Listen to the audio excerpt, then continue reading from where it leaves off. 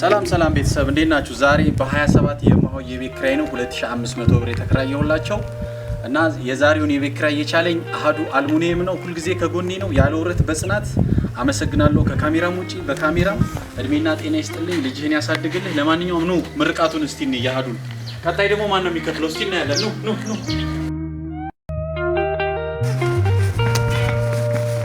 ማሆይ ደህና ነው። ይሄን እንግዲህ የመዳን ያለው ወዳጅ ሁሌም የታያጊ ሁሌም ነልኝ እኔ ማለት ከይ ደረሰው ይሄ አይ ደህና ነው። ሰላም ነው። ደህና ነው። የአንድ ልጅ በጣም በቃ ሞዶ ወንድሜ ጓደኛዬ ነው። በሌላም የበረከት ስራ የሚያግዘኝ ነው እና እሱ ልጅ የማይሆን የቤት ኪራይን ከፍለው ብሎ 2500 ብር የፍቆስታስ የኔና ተቀበለ።